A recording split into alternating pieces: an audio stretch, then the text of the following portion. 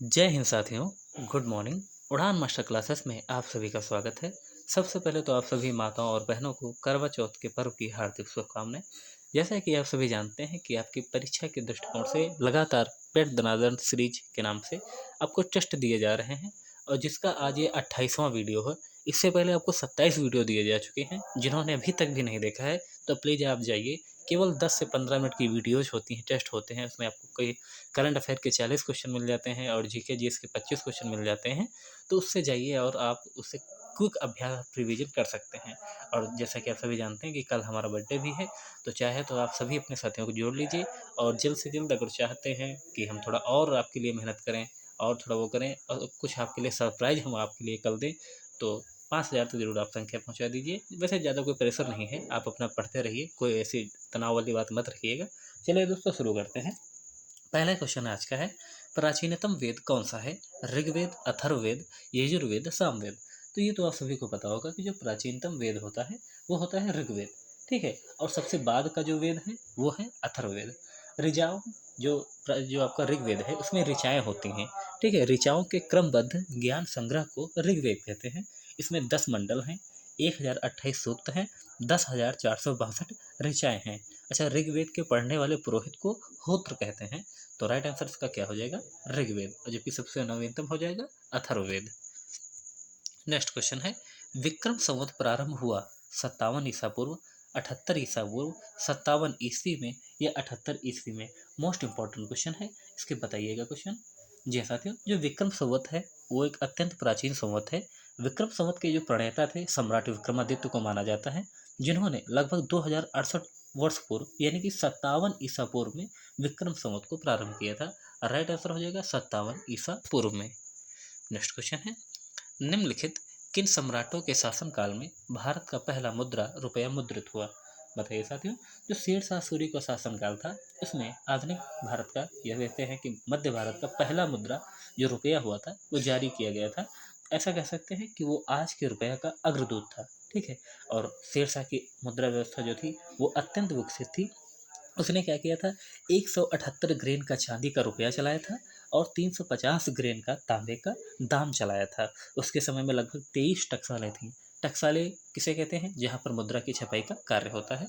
Right answer हो जाएगा Sher Shah Suri. Next question है, निम्नलिखित में से किसने तीनों गोलमेज सम्मेलनों में भाग लिया था? Madan Mohan Malaviya, Annie Besant, Mahatma Gandhi, B R Ambedkar. बताइए साथियों। तो सबसे पहले तो आपको याद रखना है कि तीनों गोलमेज सम्मेलन में भीमराव अम्बेडकर जी ने भाग लिया था। पहला गोलमेज सम्मेलन 12 नवंबर 1930 से 19 जनवरी 1931 तक हुआ था और स्थान था सेंट जेम्स पैलेस, लंदन का। उसका उद्घाटन किया था ब्रिटिश सम्राट जॉर्ज पंचम द्वारा। ठीक है। द्वितीय गोलमेज सम्मेलन हुआ था 7 सितंबर 1931 से 1 दिसंबर 1931 तक। स्थान वही था सेंट जेम्स पैलेस, लंदन। ठीक है। जो तृतीय गोलमेज सम्मेलन हुआ था वो 1 नवंबर 1931 से 24 दिसंबर 1932 तक हुआ था। ठीक है साथियों, इसमें बस आपको ये याद रखना है कि महात्मा गांधी ने या कांग्रेस ने द्वितीय गोलमेज सम्मेलन में भाग लिया था। ठीक है। हालांकि इसका राइट आंसर हो जाएगा बी आर अम्बेडकर, जिन्होंने तीनों गोलमेज सम्मेलनों में भाग लिया था। नेक्स्ट क्वेश्चन है, हिंद स्वराज नामक पुस्तक की रचना किसने की थी? साथियों, जवाहरलाल नेहरू, सुभाष चंद्र बोस, मोहनदास करमचंद गांधी या दादा भाई नौरोजी। तो चलिए सबसे पहले आपको सभी की किताबें बता देते हैं। देखिए, हिंद स्वराज हो जाएगी आपके मोहनदास करमचंद गांधी की, और जवाहरलाल नेहरू की फेमस पुस्तक है discovery of India. Subhash Chandra Bose की फेमस पुस्तक है इंडियन स्ट्रगल। दादा भाई नौरोजी की poverty and un British rule in India. Doctor Rajendra Prasad की सबसे फेमस पुस्तक है इंडिया डिवाइडेड। नेक्स्ट क्वेश्चन है, इसमें से नदी द्वीप कौन है? बैरन द्वीप, सालसेट द्वीप, माजुली द्वीप या रोफ द्वीप। साथियों, इसमें जो है नदी द्वीप है वो माजुली द्वीप है। ये विश्व का सबसे बड़ा नदी द्वीप भी है। ये असम के ब्रह्मपुत्र घाटी में पाया जाता है। राइट आंसर हो जाएगा माजुली द्वीप।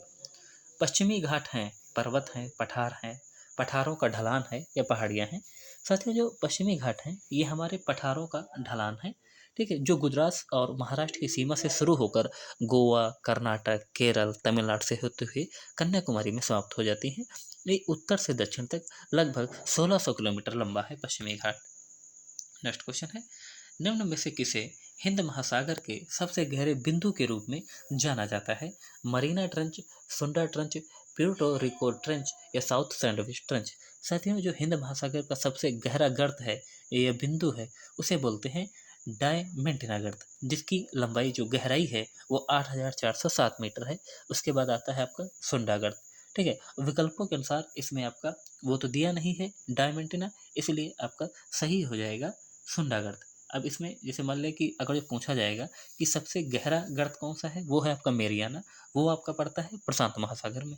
ठीक है, और विश्व का सबसे गहरा गर्त है, लेकिन यहाँ पे आपसे पूछ रहा था हिंद महासागर का, तो हिंद महासागर का सबसे गहरा गर्त है डायमेंटिना, उसमें तो वो है नहीं, दूसरे नंबर पे आता है सुंडा, इसीलिए ये सही हो गया है। नेक्स्ट क्वेश्चन, निम्नलिखित में से कौन सी गैस वातावरण का महत्तम भाग है? Oxygen, argon, nitrogen, carbon dioxide.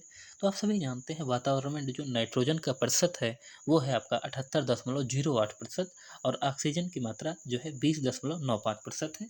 तो यहाँ पे आपका राइट आंसर हो जाएगा, जी हाँ, क्या हो जाएगा, नाइट्रोजन।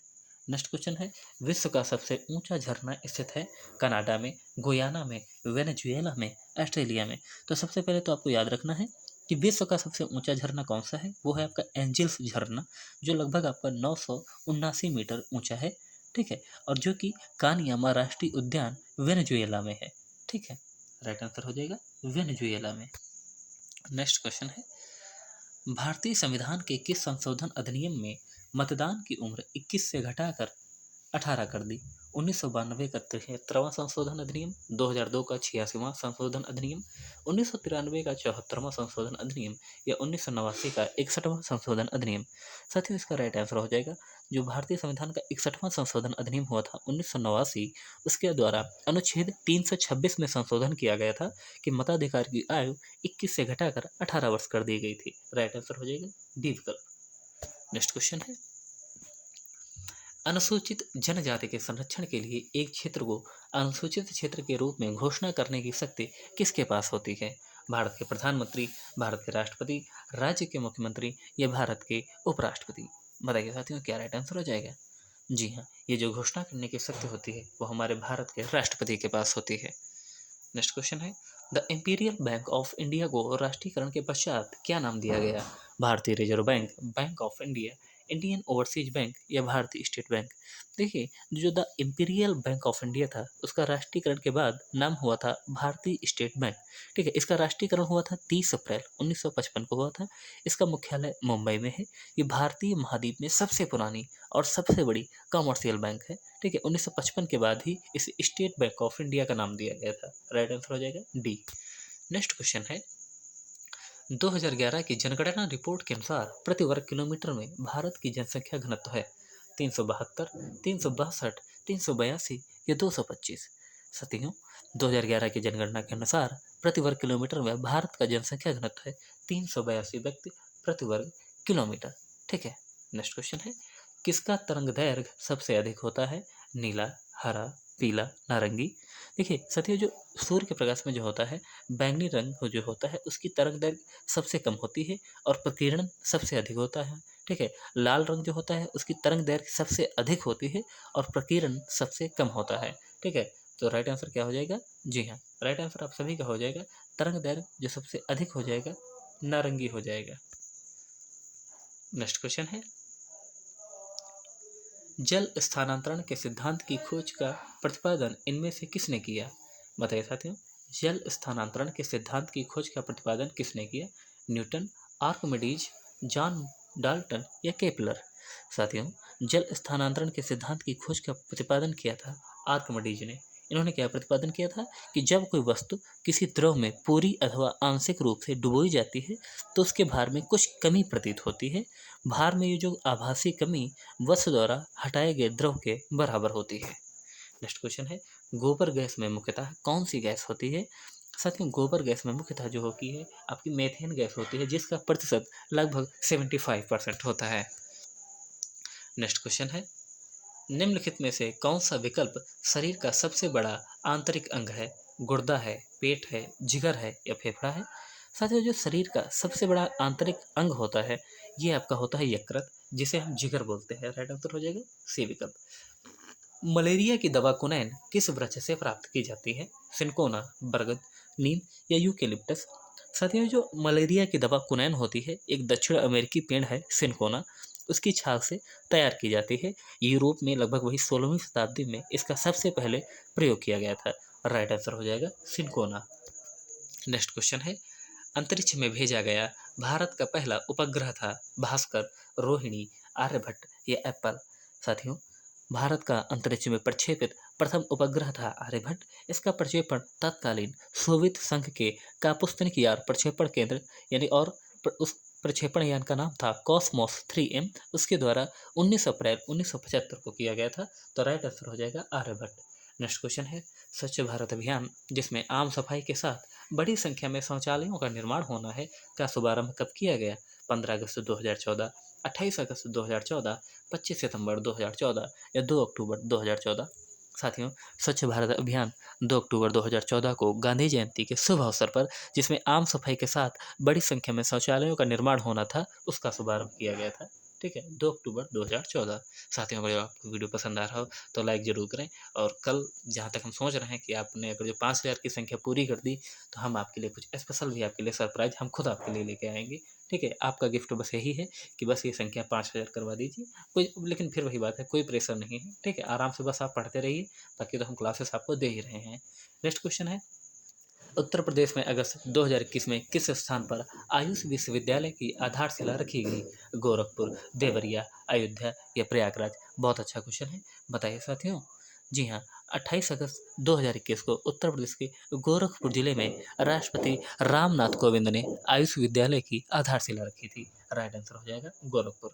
नेक्स्ट क्वेश्चन है, उत्तर प्रदेश में फरवरी 2021 में मोबाइल एप्लीकेशन ई कवच लॉन्च किया गया। इस ऐप को किसने लॉन्च किया? मुख्यमंत्री योगी आदित्यनाथ, राज्यपाल आनंदीबेन पटेल, वित्त मंत्री सुरेश खन्ना या इनमें से कोई नहीं? राइट आंसर साथियों हो जाएगा, जो हमारे उत्तर प्रदेश के मुख्यमंत्री थे योगी आदित्यनाथ ने 21 फरवरी 2021 को जेई जापानी इंसेफेलाइटिस टीकाकरण अभियान तथा सघन मिशन इंद्रधनुष के तृतीय चरण का शुभारंभ किया। इसी अवसर पर उन्होंने मोबाइल ऐप यानी कि ई कवच को लॉन्च किया था। नेक्स्ट क्वेश्चन है, उत्तर प्रदेश बजट 2021-22 के अनुसार मुख्यमंत्री जन आरोग्य योजना का लाभ अन्य किस वर्ग को भी प्राप्त होगा? किसानों को, महिलाओं को, विद्यार्थियों को या स्वास्थ्य कर्मियों को? राइट आंसर साथियों हो जाएगा, जो आपका राज्य सरकार द्वारा मुख्यमंत्री जन आरोग्य योजना शुरू की गई थी, इसका लाभ किसानों को भी प्राप्त होगा। नेक्स्ट क्वेश्चन है, सूचना प्रसारण मंत्रालय ने फेक न्यूज का मुकाबला करने के लिए online social media platform Telegram पर किस नाम से अकाउंट बनाया है? PIB data analysis, PIB fast check, PIB view information या PIB क्रॉस चेक? बहुत अच्छा क्वेश्चन है, जरूर इसका जवाब दीजिएगा। जी हाँ साथियों, सूचना प्रसारण मंत्रालय ने फेक न्यूज का मुकाबला करने के लिए online social media platform Telegram पर अपना अकाउंट PIB फैक्ट चेक बनाया है। और PIB का अगर फुल फॉर्म आप पूछेंगे तो प्रेस इन्फॉर्मेशन ब्यूरो है। ठीक है, वर्तमान समय में सूचना और प्रसारण मंत्री हैं अनुराग सिंह ठाकुर। ठीक है, नेक्स्ट क्वेश्चन। अच्छा, यहाँ पे आपका क्वेश्चन समाप्त होता है। अच्छा, ये मैंने गलत बोल दिया, अनुराग सिंह ठाकुर उस वर्तमान में खेल मंत्री हैं।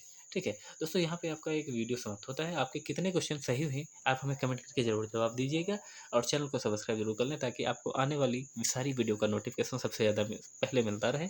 और ये तो बस एक शुरुआत है ना, ये तो बस एक शुरुआत है, अभी तो आप सभी को बहुत आगे तक जाना है। ठीक है, तो ये तो बस एक पात्रता परीक्षा है, इसके बाद आपकी मेन परीक्षा की भी तैयारी की करवाई जाएगी। सब कुछ आपको फ्री में करवाया जाएगा, कोई भी तनाव मत लीजिएगा, सब कुछ अच्छा होगा। धन्यवाद साथियों।